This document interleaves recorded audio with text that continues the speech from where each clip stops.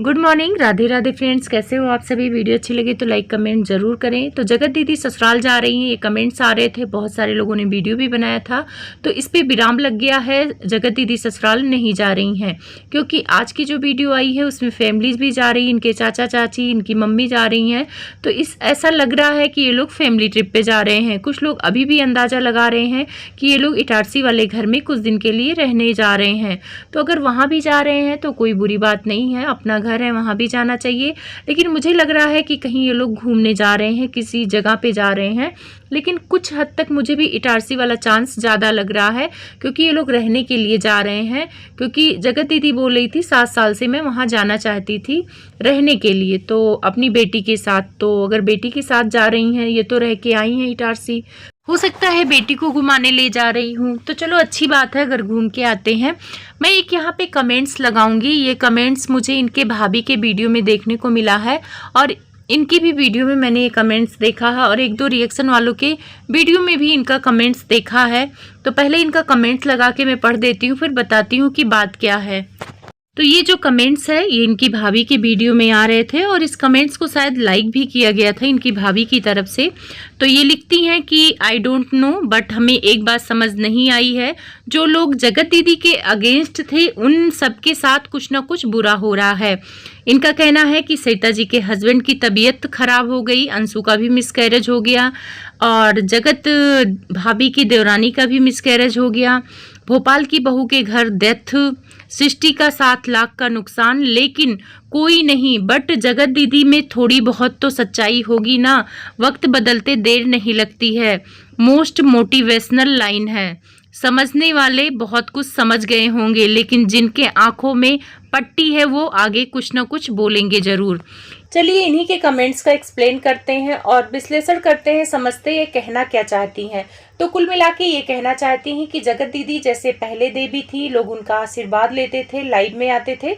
मैंने बहुत सारे बच्चों को भी देखा है कि दीदी मुझे आशीर्वाद दीजिए, मुझे नौकरी मिल जाए, दीदी मुझे आशीर्वाद दीजिए कि मैं पढ़ाई में अच्छे से नंबर लाऊं, मुझे अपना पहना हुआ कपड़ा दे दीजिए दीदी, मुझे आशीर्वाद के रूप में मिल जाए। ऐसे लाइव में जगत दीदी के लिए लोग प्यार जताते थे, क्योंकि उनको कहीं ना कहीं देवी मानते थे।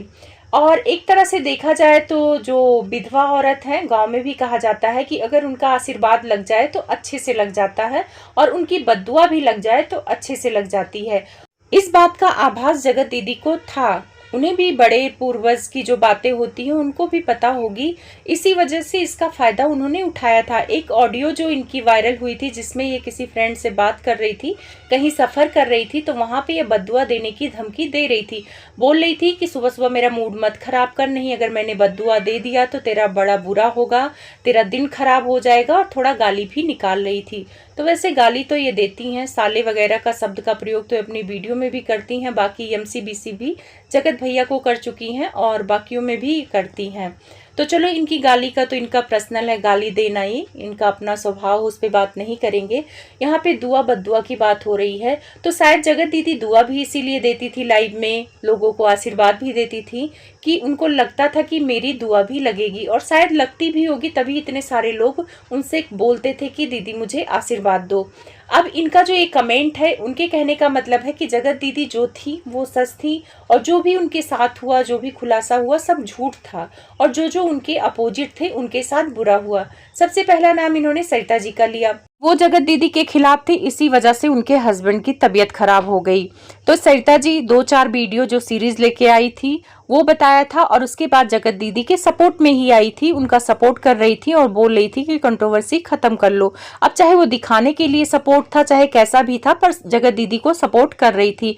बाद में जब कॉल डिटेल की बात हुई, जेठू जी बोल रहे थे कि आप पे इल्जाम लग रहे हैं, कॉल डिटेल आप लाके रख दो दुनिया के सामने, तो जगत दीदी कैसे कॉल डिटेल रखती, क्योंकि बाद में आप लोग को भी पता चला था कि उन्होंने अनब्लॉक किया था, उन्होंने अपने मुंह से ही कबूल दिया। तो शायद जगत भैया और जगत दीदी में बात हुई होगी, तो इसी वजह से कॉल डिटेल देने से वो पीछे हट गई, और जेठू जी को प्रॉमिस करके और पीछे हट गई। तो इसी वजह से जेठू जी, सरिता जी ने भी उनसे किनारा कर लिया, और इस कंट्रोवर्सी से थोड़ा सा किनारा कर लिया, क्योंकि पब्लिक भी उनको उल्टा सीधा बोलने लगी थी, जेठू जी और सरिता जी के।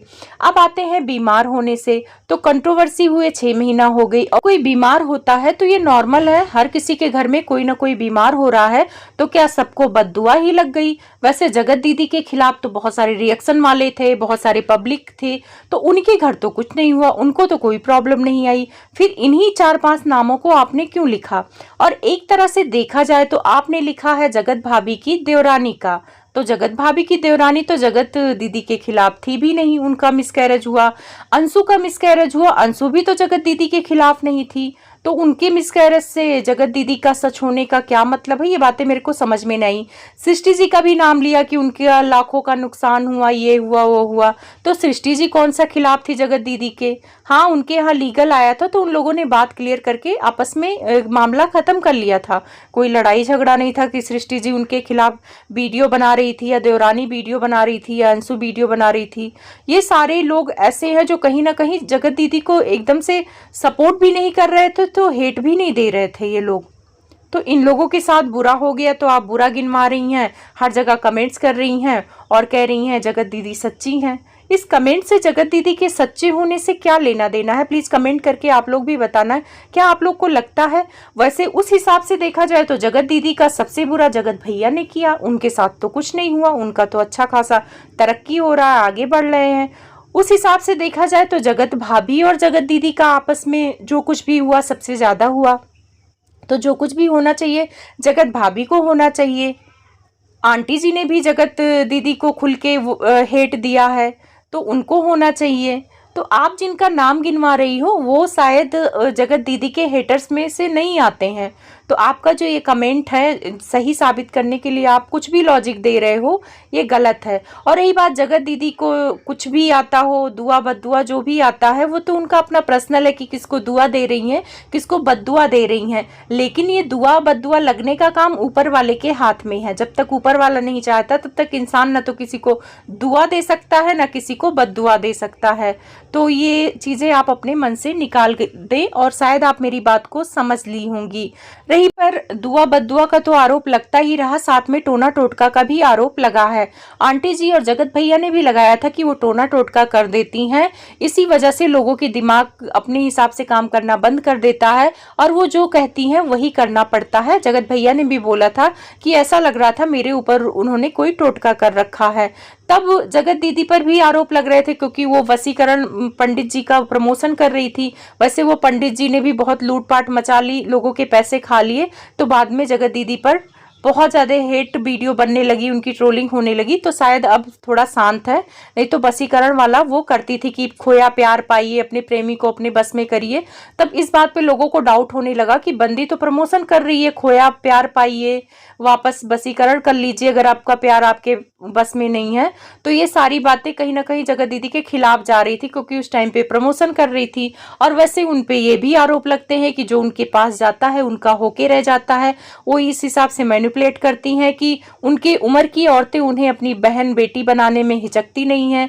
वो किसी के घर भी जाती तो लोग उनको अपनी बेटी बना लेते हैं। तो भाई कुछ तो क्वालिटी होगी उनके अंदर, बोलने का। कुछ लोग होते हैं ना कि बोलते अच्छा है तो लोग उनकी तरफ आकर्षित होते हैं।